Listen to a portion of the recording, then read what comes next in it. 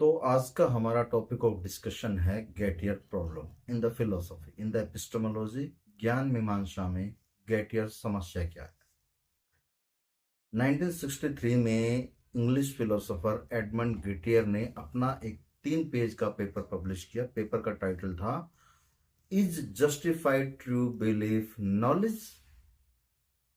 क्या औचित्यपूर्ण सत्य विश्वास ज्ञान है, और ये समस्या क्या है, और इस समस्या को लेकर मतलब ये जस्टिफाइड ट्रू बिलीव क्या है, और फिर इसको लेकर ये डेफिनेशन कैसे आ जाती है, और ये डेफिनेशन के बाद ये प्रॉब्लम कहाँ से उपजती है। वैसे देखा जाए तो ये शुरू में ही प्रॉब्लम है जेटीबी। इसलिए प्रॉब्लम है कि जेटीबी को जब जस्टिफाई किया जाता है तो जो ये डेफिनेशन प्लेटो ने दी थी, जस्टिफाइड ट्रू बिलीफ, औचित्यपूर्ण सत्य विश्वास ही ज्ञान होता है। अब इस प्रॉब्लम को उठाते हैं अपने एजे एयर। एजे एयर इसी डेफिनेशन को और अधिक पुष्ट करने की, और अधिक सशक्त करने की, और अधिक शार्प करने की कोशिश करते हैं, बेहतरीन बनाते हैं, शुद्ध बनाते हैं। उनके प्रयास भी काफी अच्छे थे।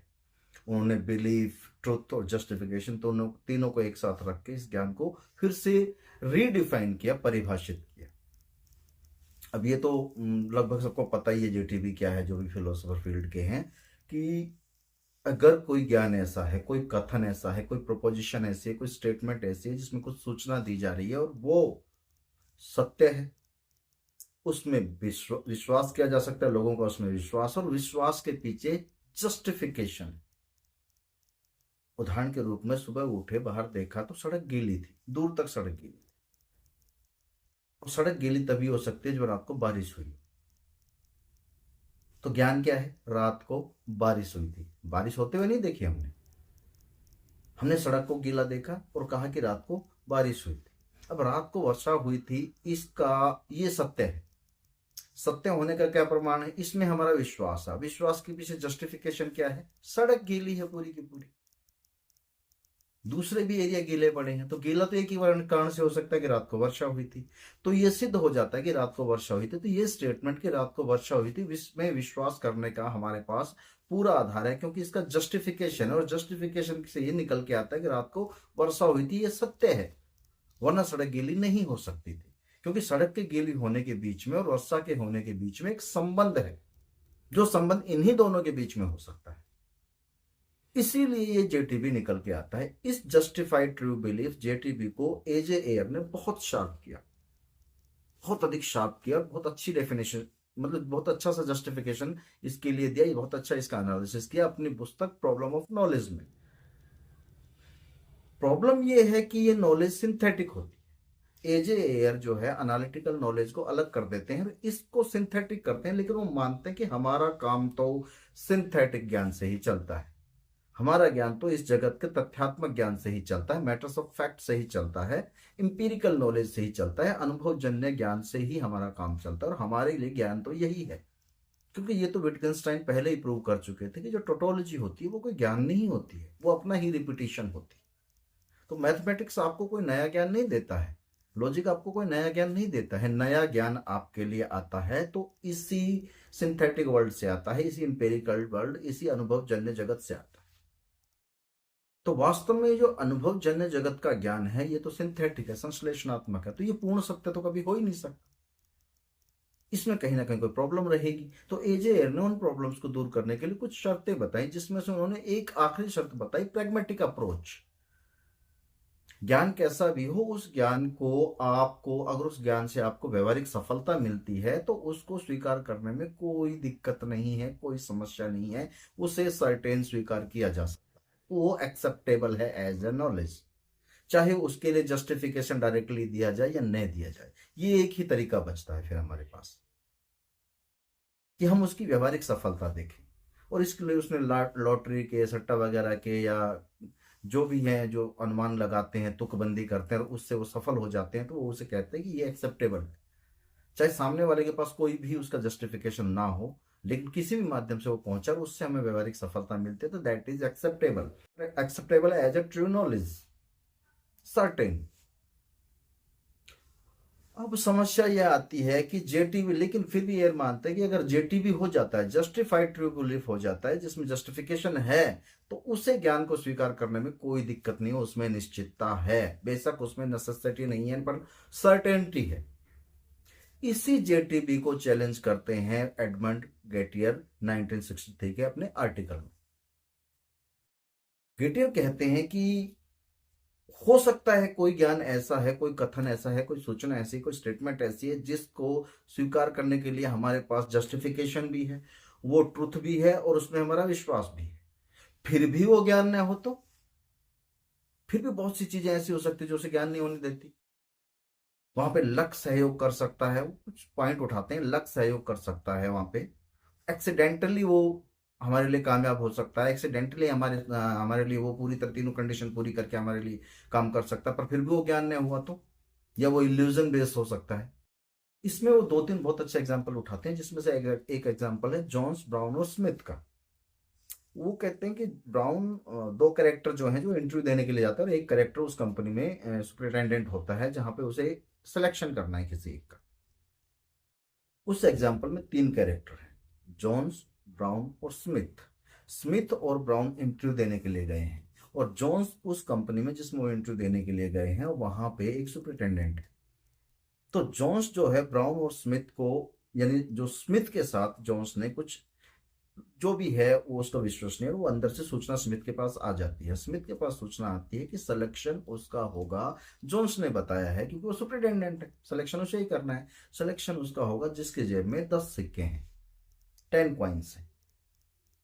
अब स्मिथ को पता लगता है कि 10 कॉइन्स इसकी जेब में हैं, अगर उसका सिलेक्शन होना है इस जॉब के लिए तो सिलेक्शन तो भाई ब्राउन का होगा, मेरा सिलेक्शन तो होगा नहीं, क्योंकि वो ये देखता है कि ब्राउन ने उसके सामने 10 कॉइन गिन के अपनी जेब में रखे हैं जब वो पैसे निकाल रहा होता है एटीएम से। उसने देखा कि एटीएम से या बैंक से जहां से भी 10 कॉइन्स उसने मेरी सामने जेब में निकाल के रखे हैं। ठीक है, अब ये मान के वो बैठ जाता है कि मेरा सिलेक्शन नहीं होगा। स्मिथ सोचता है मेरा सिलेक्शन नहीं होगा, सिलेक्शन होगा ब्राउन का। फाइनल रिजल्ट आता है, सिलेक्शन होता है स्मिथ का। स्मिथ का सिलेक्शन होता है, स्मिथ इज शॉक्ड। स्मिथ देखता है कि उसकी जेब में भी 10 कॉइन, जेब में हाथ डालता है, 10 के सिक्के निकालता है, उसकी जेब में भी 10 कॉइन थे जो उसे पता नहीं था। दैट वॉज हिज इग्नोरेंस, उसे पता नहीं था। तो अब जरा उन तीन कंडीशंस पे आइए, जस्टिफिकेशन भी है, सिलेक्शन उसका होगा जिसकी जेब में सिक्के हैं 10, ट्रुथ भी है, सिलेक्शन उसी का तो हुआ है, सत्य है, और इसमें बिलीफ भी है क्योंकि अंदर से जस्टिफिकेशन आया था कि सिलेक्शन उसका होगा जिसके जेब में 10 सिक्के हैं। उसका विश्वास था जो उसका सिलेक्शन, और उसका विश्वास भी पूरा हुआ, उसका विश्वास सत्य हुआ क्योंकि सिलेक्शन उसी का हुआ जिसके जेब में 10 सिक्के हैं। लेकिन जरा बैक जाके थोड़ा सोचो कि क्या वो ज्ञान था? नहीं।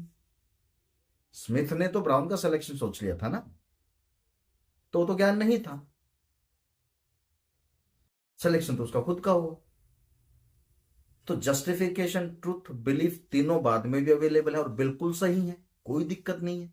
सिलेक्शन उसी का हुआ जिसकी जेब में 10 सिक्के थे, और सत्य भी जिसकी जेब में 10 सिक्के थे उसका सिलेक्शन हुआ, और इसमें विश्वास भी था उसका जिसकी जेब में 10 सिक्के उसका सिलेक्शन होगा तो उसका सिलेक्शन भी हुआ।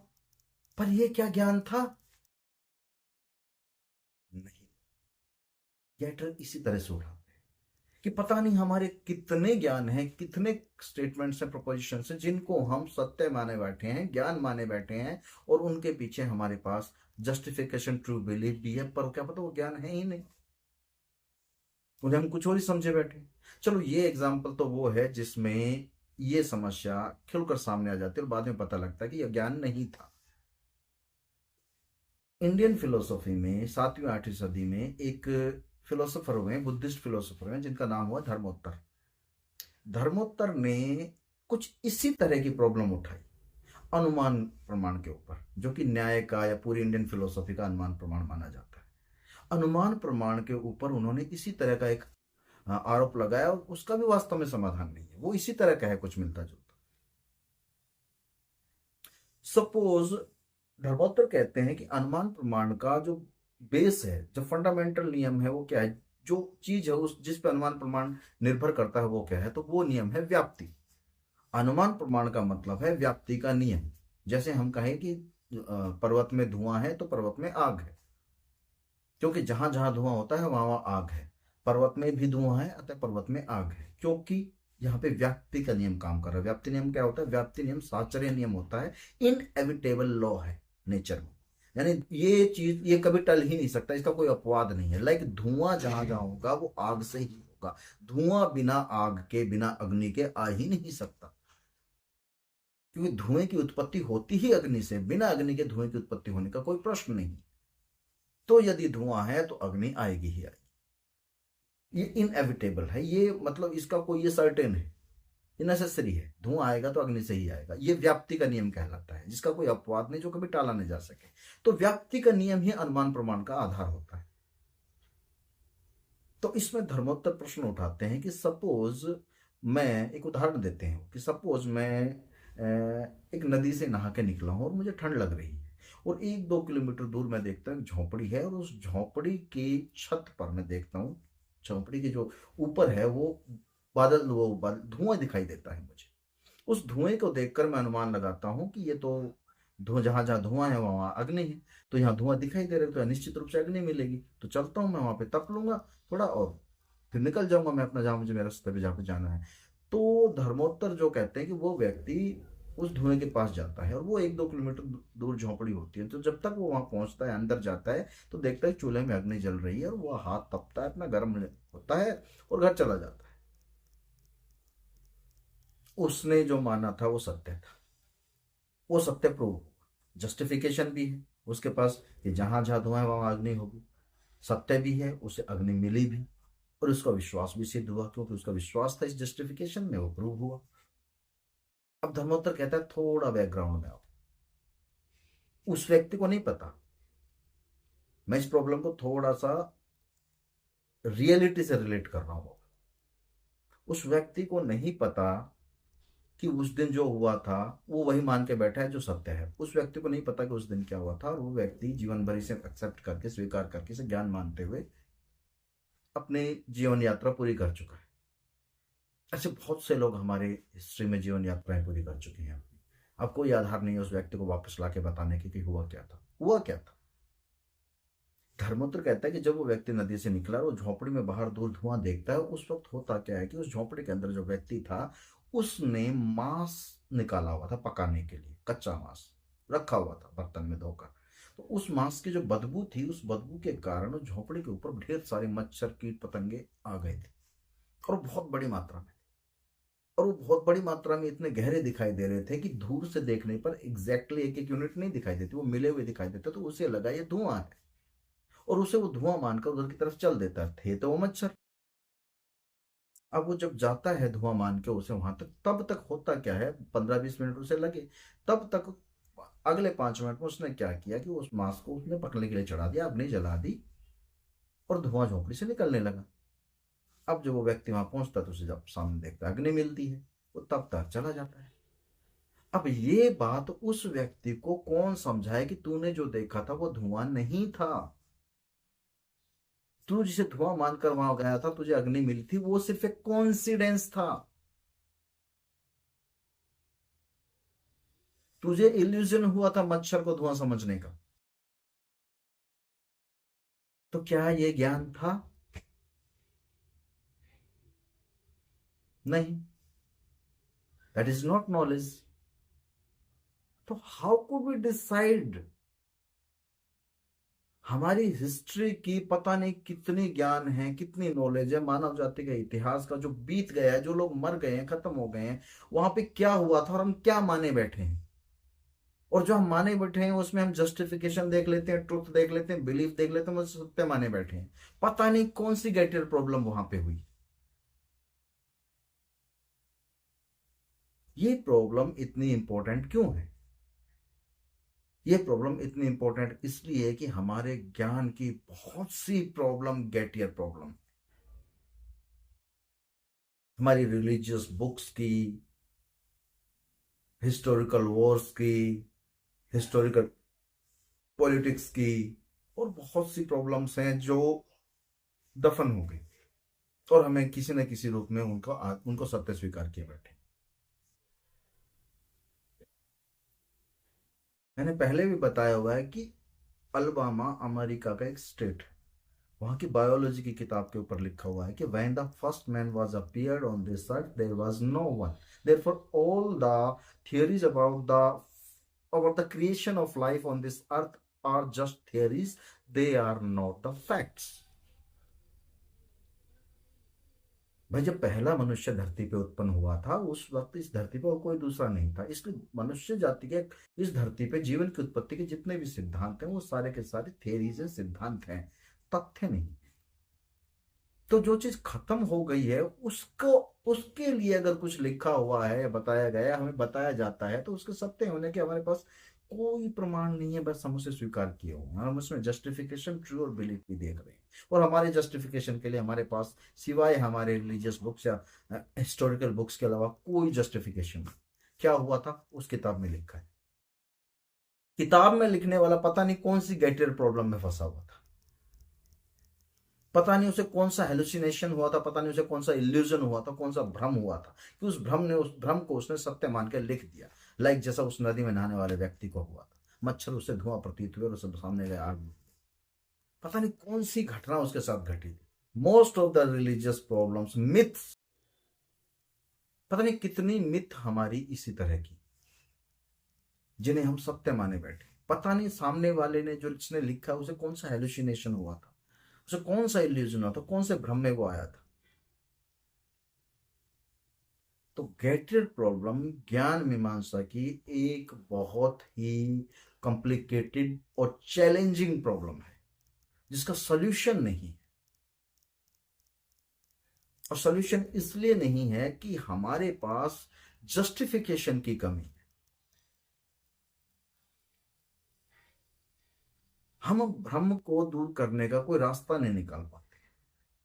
जिस व्यक्ति ने अग्नि देखी थी, अग्नि तपा था, वो व्यक्ति मर गया, उसे वापस लाके कौन बताएगा, कैसे बताया जाए। कोई समाधान नहीं है कि भाई तू जो देख के आया था that was not true, that was just an illusion.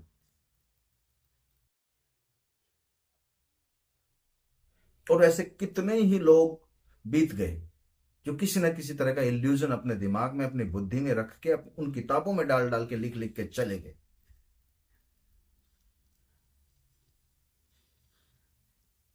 पर उनको सत्य स्वीकार करके हम जो परिचय दे रहे हैं, मानव जाति जो परिचय दे रही है, अगर शिक्षा भी हमें बुद्धिमान नहीं बना पा रही है, वो शिक्षित होने के बाद भी हम भ्रम में हैं, तो यकीन मानना हम मनुष्य कहलाने के लायक नहीं।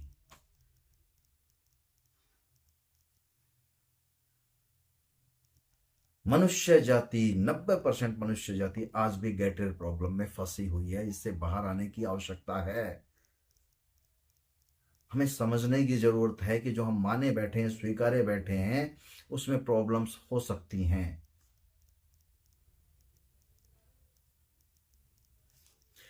तो ये थी गैटियर प्रॉब्लम। अब इस गैटियर प्रॉब्लम का कोई सोल्यूशन आप लोगों के पास हो तो डेफिनेटली डिस्कस करना। वीडियो अच्छा लगा हो तो लाइक, कमेंट, शेयर अवश्य करना। Thank you.